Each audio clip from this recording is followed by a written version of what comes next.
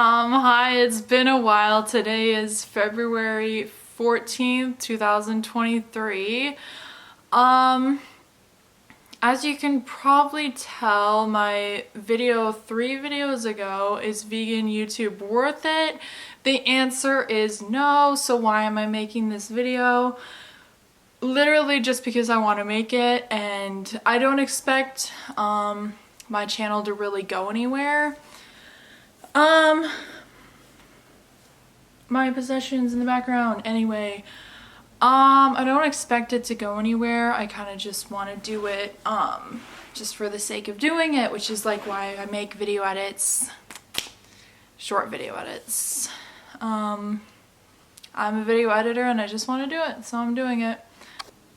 I have my camera on a basket of laundry. Don't worry, it's clean. I don't have my tripod at the moment, so this works. Also, my tripod is kind of broken. But anyway, I just wanted to talk about in specific my Instagram and just my story as NotTodayTay online from 2019 to now 2023. And just my frustrations with Instagram. If you follow me, you know that I get pretty frustrated with the fact that it's taken me, I'm not even at 1,000 followers yet, but it's taken me 3.5 years, and I post almost every single day, like since end of 2019, September to be exact. And just my frustrations because I think my account is good. And the goal of my accounts used to be to reach non-vegans so that they would, you know, go vegan, but then I like lost even more hope in humanity and all that jazz. So now I don't do TikTok anymore because people are like vile on there, and also I just felt like I wasn't getting much done and burnout and all that jazz.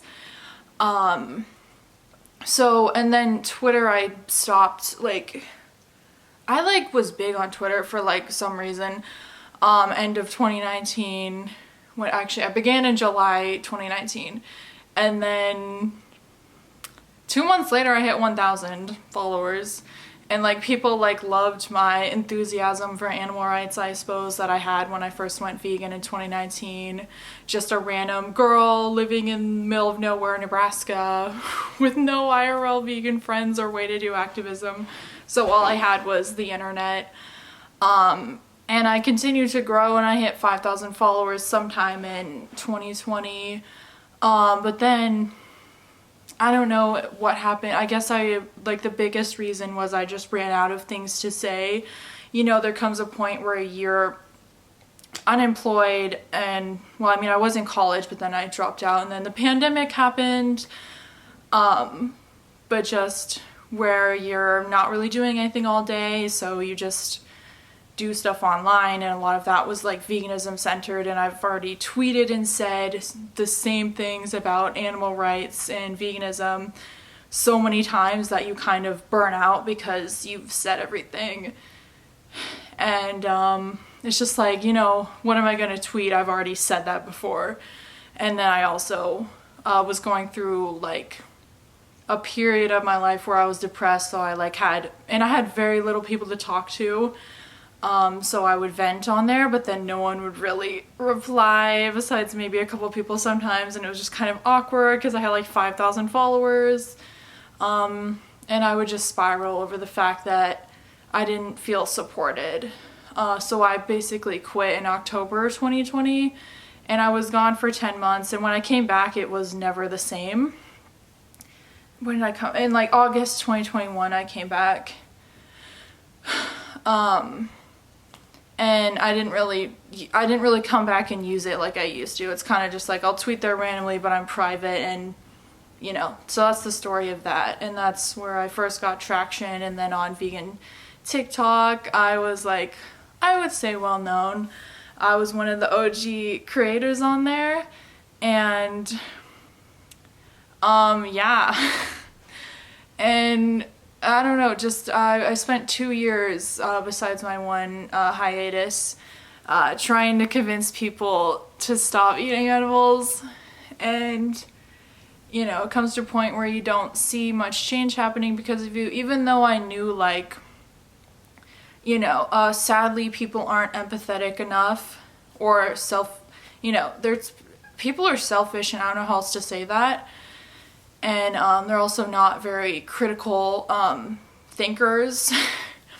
But I feel like a lot of people, they do know that what we're saying is correct, and you know, you shouldn't be supporting animal agriculture with your money and eating the bodies and secretions of animals. But people are reluctant to change because of, you know, convenience and social reasons, people wanting to fit in and not be different, you know.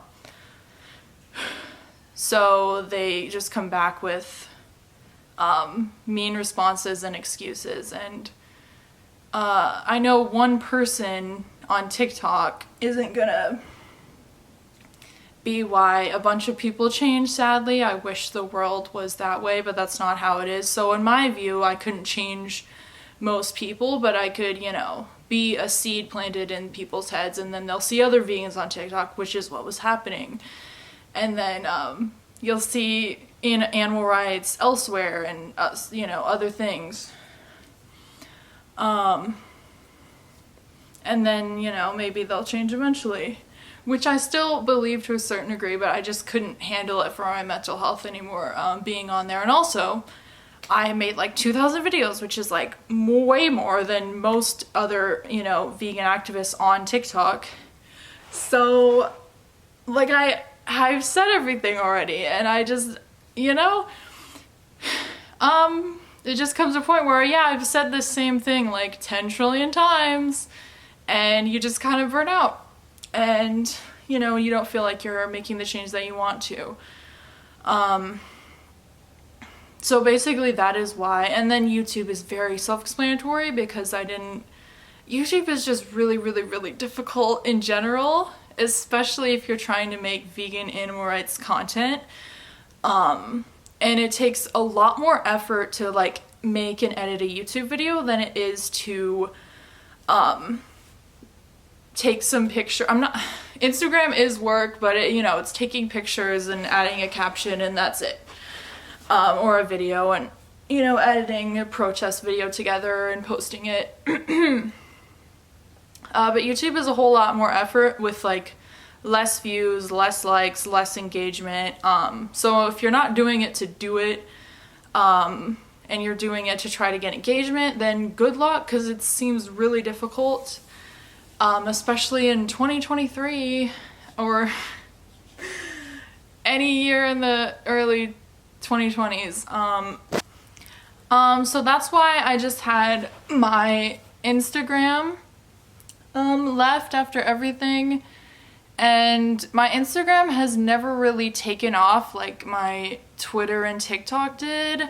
It's just, even though I post like a lot, it just seems stagnant, and it's frustrating, because there seems to be the most amount of animal liberation vegan activists and vegan accounts in general on Instagram, you know, and many more of them, and then also they have way more followers. It's a bigger community, and there seems to be more people following them, but yet I just like can't get traction going for some reason. And I'm like, where am I at? I don't know, like I'm over 700 posts after 3.5 years. I started in September of 2019, and it's February of 2023. And I feel like I got my traffic from Twitter and TikTok, so now that those are done, I just don't understand Instagram, but yet I like it.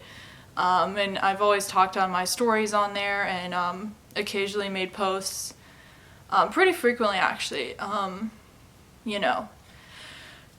But it's just been very frustrating. Yeah, and it's just strange with that being my last platform. But it's weird because I believe, so I started September 2019, and then in like June 2020 I hit 500 followers, so that's like pretty good, you know. It hasn't even been a year yet. But then I don't know what happened what was it? Maybe February 2021, I was like at 600 something, 670 followers. So, you know, not much growth in between that time frame there. And then I was at 800 something in the summer of 2021. So when I was at living on the farm sanctuary in Oregon, which I went to temporarily to escape Nebraska, because who wants to live there? And then escape my family, who just like their values and mine with politics and veganism, and my father being, you know, technically working for animal agriculture, and them not respecting me, and then, you know, not being, you know, like giving me trauma as a child and all that jazz. I just need to get the hell out of there, and they're also homophobic, so I could never say that I'm LGBTQ+. And then, yeah, who wants to live in Nebraska? And there's no activists there, and not many vegan anything there, because it's the whole state is built on animal agriculture, in case you didn't know. And I lived in rural Nebraska on a farm. Anyway, I escaped that because I was like depressed for like a long time. And yeah, so I just couldn't envision myself being happy there at all. So I was at Sunset Farm Sanctuary in Oregon, and my follow count was at like 800 something. And then I moved to Washington, the Seattle area, and I got to join the Seattle activist community, animal rights activist community, and if things were amazing. So I finally can do viral activism, like I've been wanting to, like the whole, like a huge reason why I left Nebraska. So I, you know, make videos about it naturally, because I always assumed, like Joy Carbstrong and Earthling Ed and everybody, like they post videos of them doing in-person activism, and then that goes, you know, that's what gets attention, and that's why they're like famous in the vegan community. But then it didn't happen. Editor Taylor here. So one thing is that Earthling Ed and Joey Carbstrong, a lot of their videos that are in-person activism are outreach conversations, which I planned on doing once I was able to do, you know, like cubes and stuff, and I had some outreach conversations. I just didn't record them because that's really complicated with like microphones that you hide in your clothing and all that.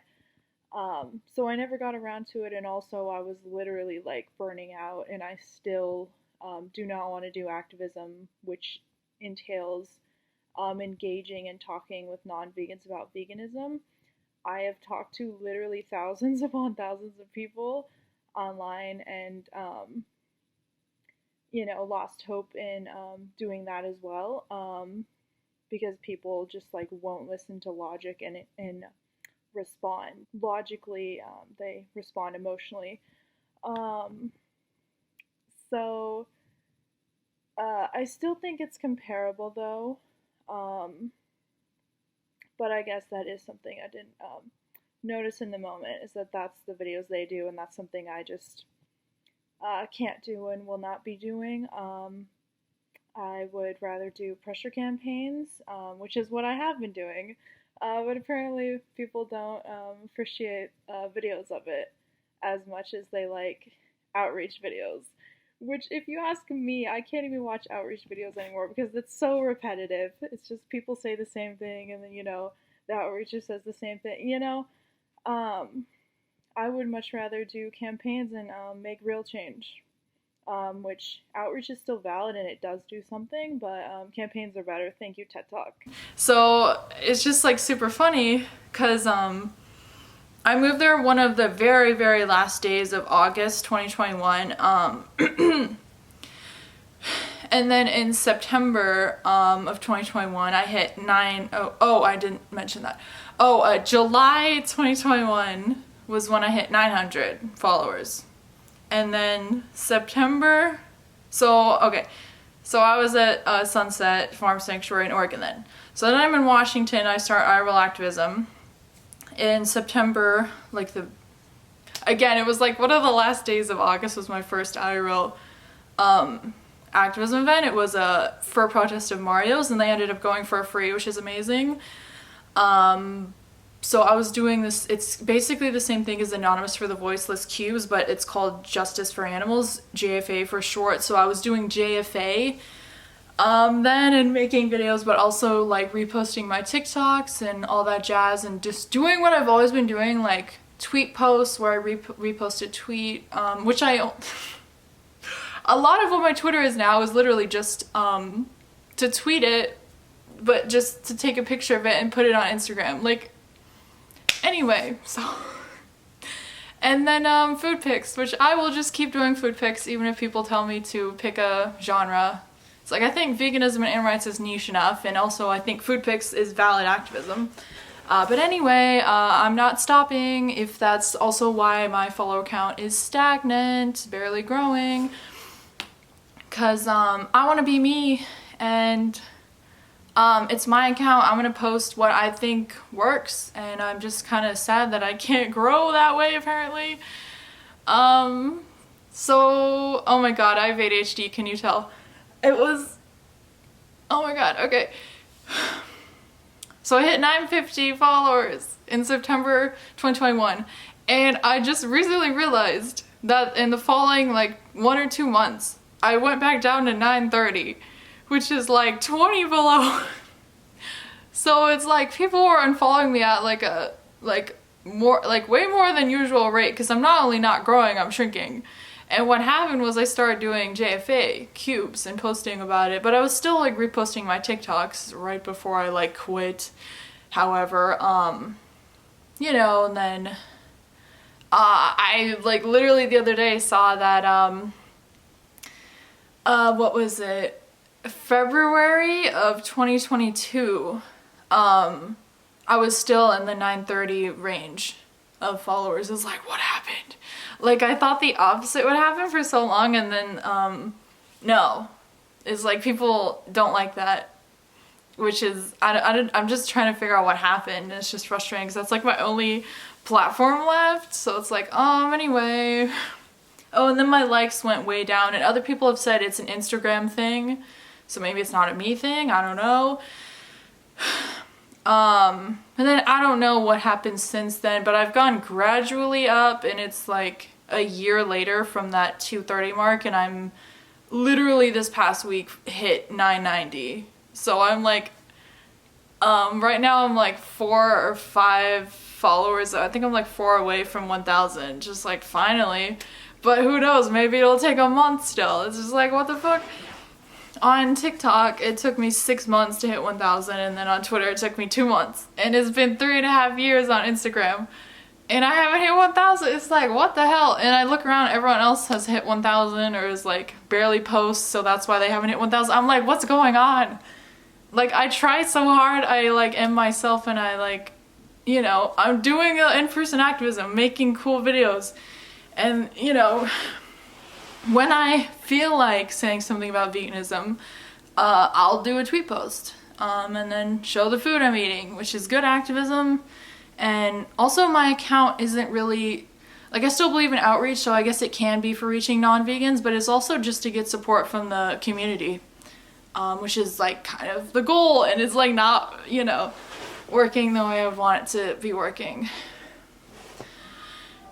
Yeah, so it's like weird, is it like, you know, to people, it's just weird that people liked seeing me in my bedroom when I had no life talk about veganism more, you know. I still felt like I could be doing better, but it's just weird how people liked that more,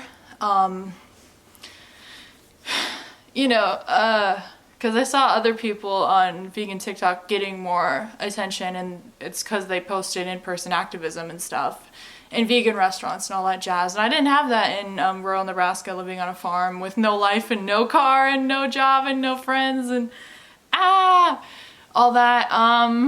Oh, and then I don't know if it's because in the end of January 2022, I started a pressure campaign with my activist friends in Seattle on Starbucks to drop the surcharge they have on non-dairy milk. It's different places, but it can be up to 80 cents more per latte for non-dairy milk versus dairy milk, which is like horrible, and it also incentivizes people to get dairy rather than, you know, cruelty-free milks that don't cause cows to literally be raped, abused, have their babies stolen, and killed. So the whole point of the campaign was to just, you know, we can't get rid of the dairy industry all at once. Sadly, it will take longer than that. So, you know, you can get price equity though,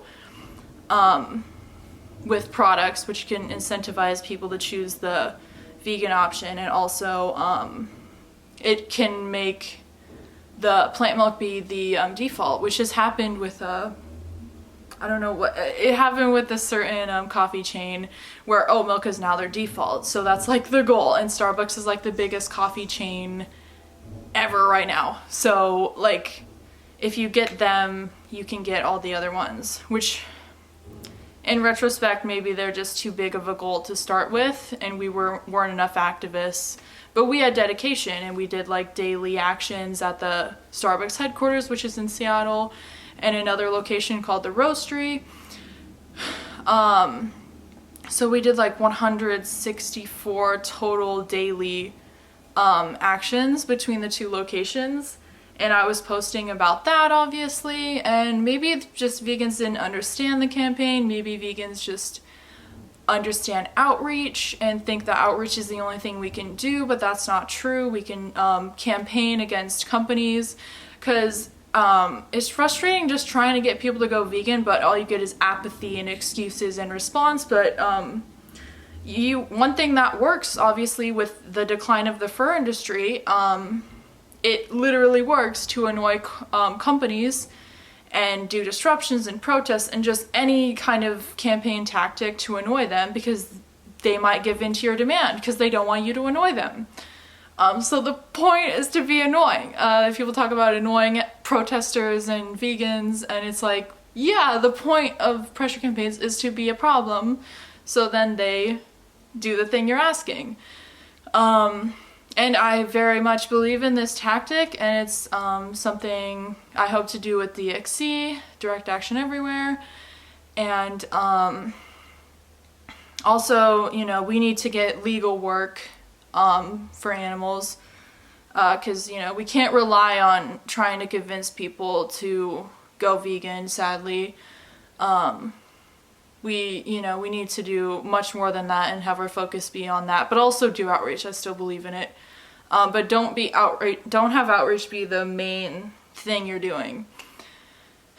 So that's frustrating. So it's like, do people not like seeing in-person activism? Because it's like, and people might say like it's repetitive, but like if I see an activist doing badass stuff, I'm gonna follow them, you know. And I think my feeds, I have pretty pictures and stuff. But anyway, yeah, so if it's repetitive, but it's also repetitive to say the same things about veganism or to show food pics, you know. It's just like, you know, I thought IRL activism would get more attention, but I guess not. And then, so maybe it's the campaign thing, and then after that, there was like a dry period in Seattle where there's not really anything going on. JFA completely like stopped and is now called, it's still called JFA, but it's just pay-per-view, which is like you pay people to watch a video about animal agriculture, and not many people are doing that in Seattle. And the Starbucks campaign, it's still going on, but it's like not many people doing it, and it's not daily, it's just like a couple times a month, I assume. And we were banned from the headquarters, so that's a huge reason why I'm not really partaking in the campaign, even though I support it, and you know, it's a good campaign. Just having access to the headquarters was a huge part of why we thought they might drop the upcharge.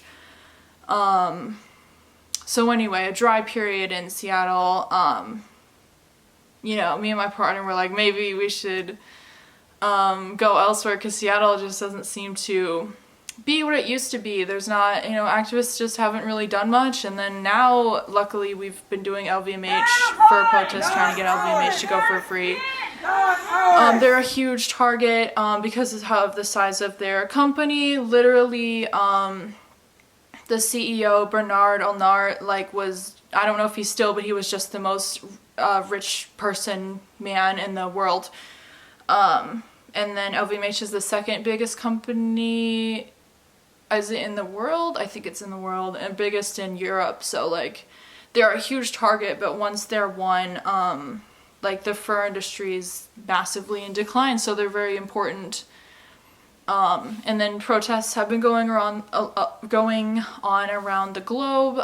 So we in Seattle got a good number of people going to it, but things still just aren't the same, so I've been posting about that. But it's like, that's also a pressure campaign to people just not understand, you know, that the fur industry is low-hanging fruit and we should be pressuring companies, because literally this works. Because LVMH and I don't know, maybe other companies haven't been one, almost every, if not every, besides LVMH, company that's been targeted by technically called CAFT, Coalition to Abolish the Fur Trade, which just means, you know, anyone who protests around the globe to try to pressure these companies to drop fur. Like, all those campaigns have been won, so like it literally works, and fur is low-hanging fruit, so it's like we can actually get them to drop fur, so let's do that, you know.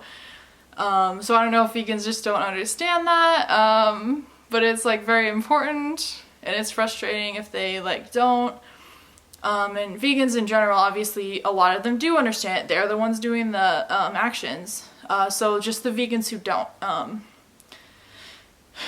So like, yeah, I don't know if it's just a misunderstanding of pressure campaigns or if in-person activism just isn't liked. But it's just been like so frustrating. And also since I've hit, what was it, like 900 posts, I've like 900 followers. The amount of posts that I have made has like doubled. So I've like put in a lot of effort and made a lot of posts. And I've like it's just so frustrating. Some people can do like 40 posts and have like 10,000 followers. And I'm at like well over 700. I don't know where I am right now. Yeah. So yeah, I just wanted to voice it. That's just my thoughts.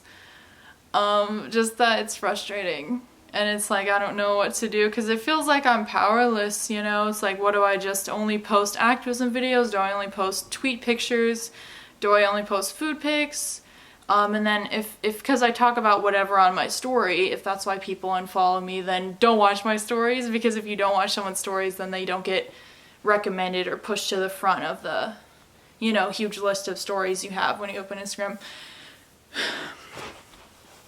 Because it might be because I talk about leftism, because sorry, I'm a leftist, like this is my account, I'm gonna be myself, I'm not gonna, you know, I'm not gonna sacrifice doing what I want to do in order to get likes and follows. But it is also frustrating because I do want to be able to have influence, you know, and feel recognized for what I've done also. Yeah, just feel appreciated and also have a way to make change and influence, which is hard to do when you get like 9 likes on something and that's it. It's like, okay, bye. I used to get 60 likes, but whatever. Oh no.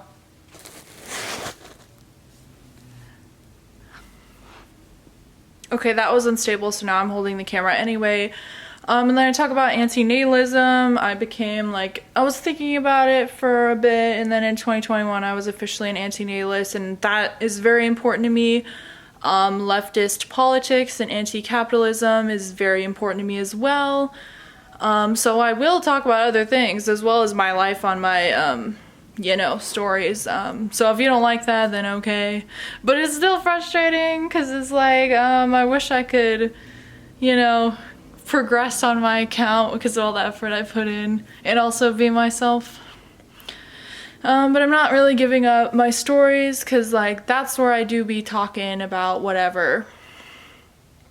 And then, you know, posting about my life vaguely. You know, I might post when I travel somewhere, all that jazz. But yeah, I just don't know. There's Pikachu.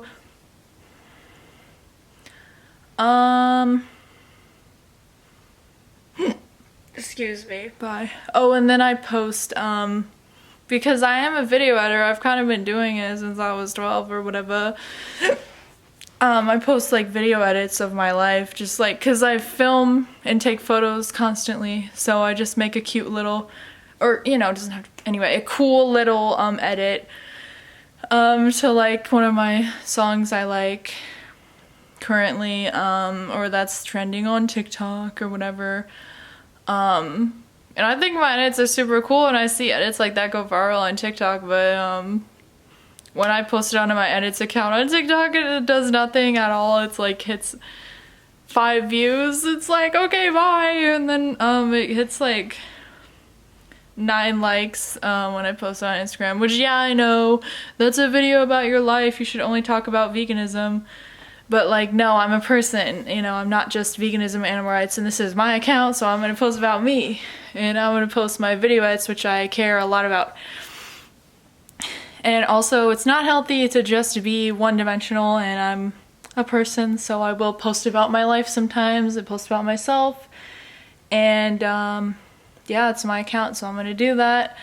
And post about, post my video edits. But yet it's still frustrating. And why the obsession over 1,000 followers? Because the number looks nice. It has an extra digit. It has a 1 with a bunch of zeros. It just looks nice. It's so much more powerful than 900 something. Literally it's that. Cause I swear. Anyway, hopefully I hit the number soon. I swear I'm gonna jinx it if I talk about it too much. But yeah, it just looks so much better. It's like 6 foot and 5'11". Like, I know it's not that much of a difference, but it just seems like so much taller if you're 6 foot, which is why I hate being 6 foot. Anyway, tall woman things. That's the video. This is really long, so I'm gonna stop. Don't expect too much more from my channel, but who knows what I'll make. Gonna be traveling, so maybe I'll make videos about traveling, who knows. And then I might be moving to the San Francisco Bay Area and joining the activist community there, which is really cool. My boyfriend and I traveled down there, what was it? 3 weeks, a month ago, however long ago it was. And we got to do activism with the community and just see the area and I like it there. There's some cons, but I also think it's really cool there, and the activist community is enough for me to go there. Okay, bye, bitch. Oh yeah, follow me so I can hit 1,000, and don't unfollow me. Just right after, cause people do that apparently. Maybe they see good food pics and they follow me. And then they click on my story and I'm talking about antinatalism and capitalism. And they're like, oh no, goodbye. Oh, I also talk about hating cars. I love having niche but correct opinions that people don't like because they're in the majority, and the majority of people are the problem with all these issues. Anyway, bye.